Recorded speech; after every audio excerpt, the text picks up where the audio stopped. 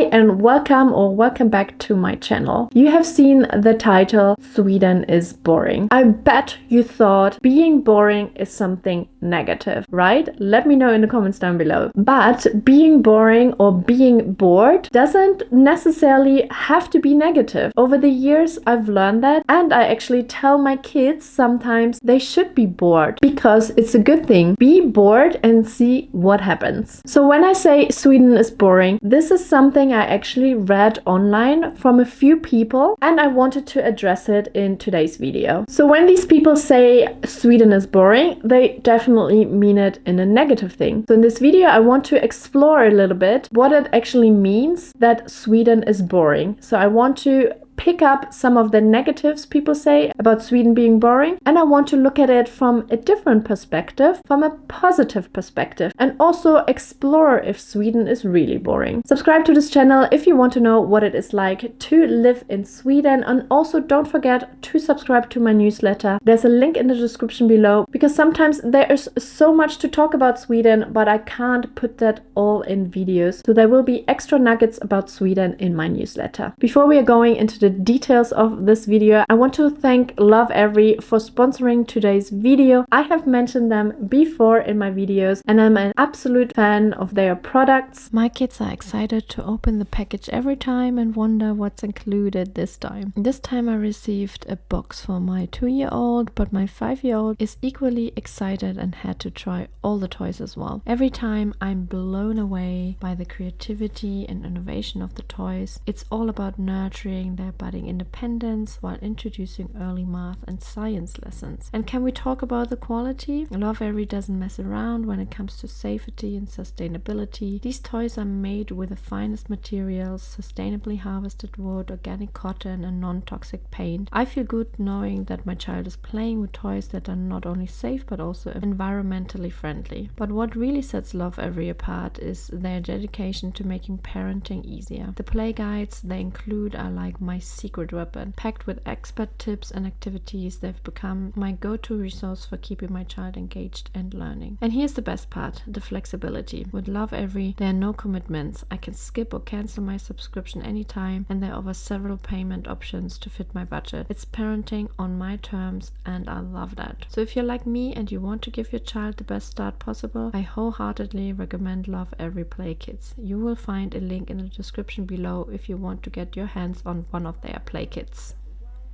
Okay, let's talk about the negatives first. So I found this actually in a Reddit post, and I want to talk a little bit about it. So someone said people want to stay at home. There are a number of external and cultural factors that conspire to make people stay home most of the time and not socialize or gather for social or cultural events very often. This ends up being a self-reinforcing loop, because without frequent, interesting, affordable things to do, people stay home more often, which in turn makes activities even less frequent, interesting, affordable. So people stay at home in Sweden. I think there's definitely something true. But on the other hand, every time I go out, there's always some people out there. It's not that the entirety of Sweden or a city like Stockholm stays at home and you don't find anyone in restaurants, in bars, in clubs. So it is a bit exaggerated, but I'm actually not here to judge it. I want to just show you what people say why Sweden could be boring. So that is one reason. And then the other reason is it's too expensive, so you can't do anything. When most of your friends live 1 hour away by public transport and the average concert is 2 to 3 times the price of any other Western European country, when most dining places aren't allowed to even serve a simple glass of wine and close their kitchen way too early, when the price of a pint of regular beer at any mediocre pub downtown can exceed $10 or €10, when the movie offer in most theaters is limited to the latest Hollywood blockbusters and the occasional local production, when paying a fortune at a nice restaurant doesn't guarantee any minimum standard of quality,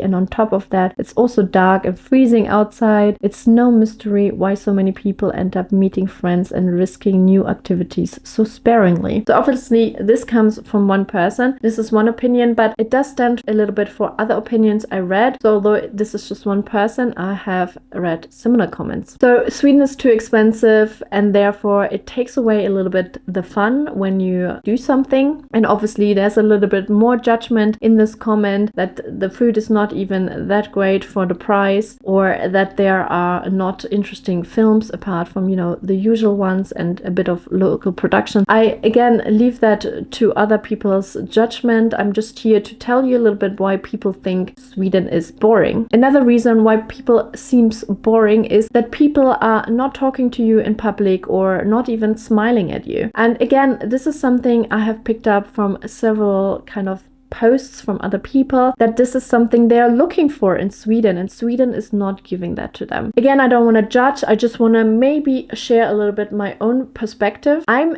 maybe a bit more like a Swede, so maybe I'm not from those countries where people do it differently. Maybe Germany is actually quite similar to Sweden. But yeah, I don't talk to strangers. Sometimes I smile, but also sometimes people smile at me. So it's not that every single Swede is not smiling. But yeah, I have my privacy. I walk around in public, probably having an agenda. I am not that willing to talk to strangers, to be honest. I'm not even thinking about having a little small talk with a stranger. And I don't know what people expect, but maybe it's something they are used to in their country. And then I get it, you know, you want that also here in Sweden. But maybe you have to respect that this is not the way in Sweden.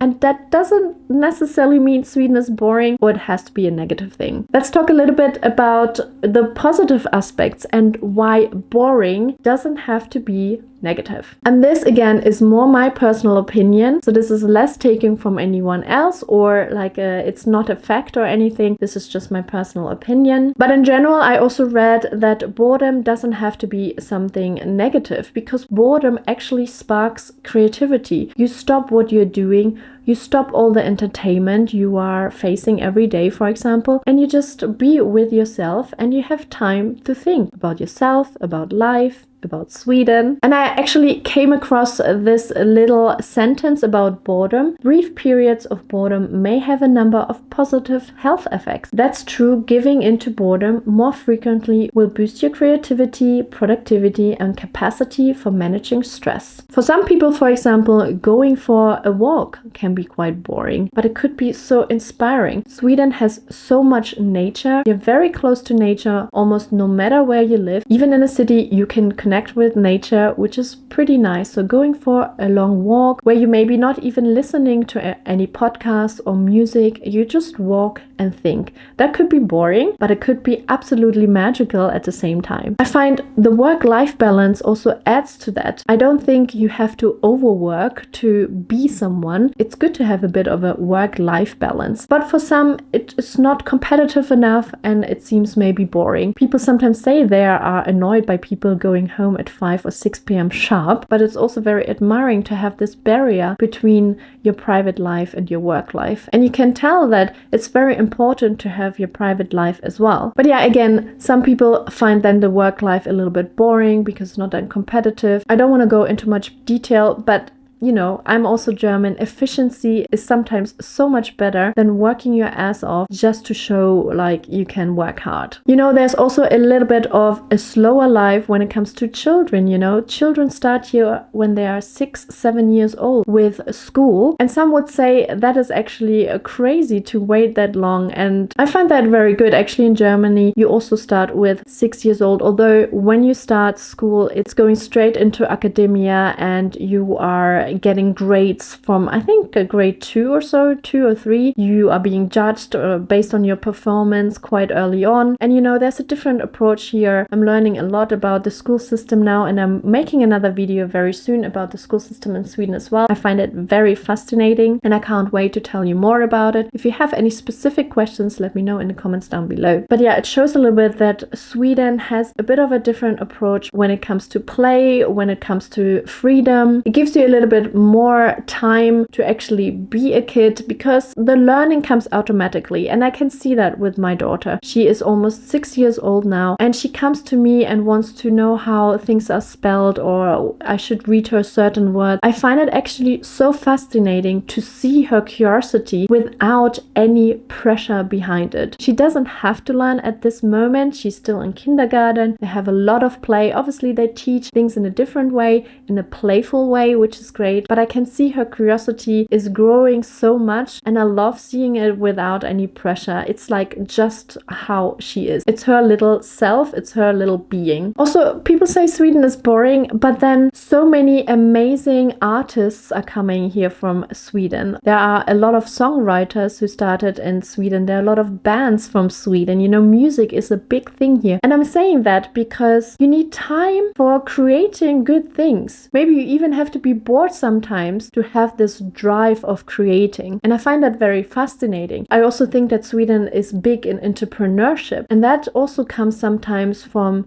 you know, being bored. How can we improve things? What can we do to make lives easier? All these thoughts sometimes come from stillness. You don't want to be entertained and consume all the time, because then you don't really have time and think about your own creations maybe. And I actually like that, you know, Sweden is so much calmer, really, even in Stockholm. And I know people sometimes find Stockholm overwhelming, but I'm telling you, compared to other cities, it's so calm. And I like that. Again, it gives you a lot of time to think about things and also to enjoy things and to be grateful for things. So I wouldn't say these things are boring, but people can see, you know, the calmness sometimes, the too much time to think and not being entertained all the time. People can see that as Sweden being boring. And last but not least, I also wanted to mention lagom, which is an interesting way of seeing things. It's basically saying it's just the right amount. It's not too much of something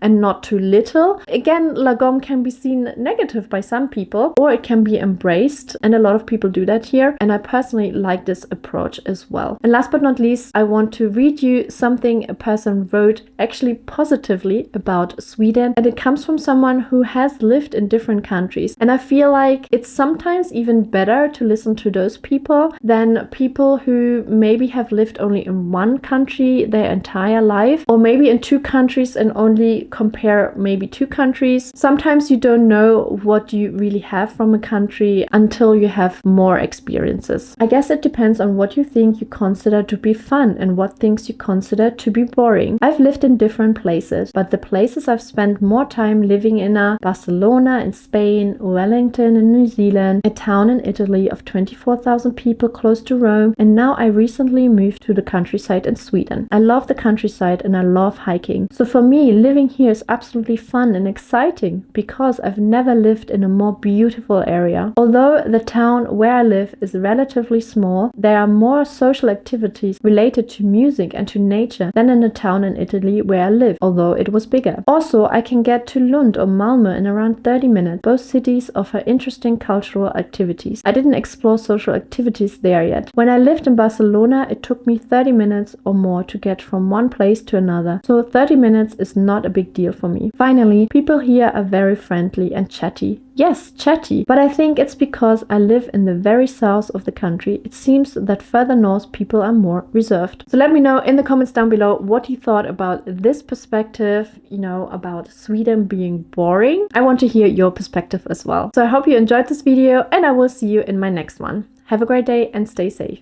Hey då!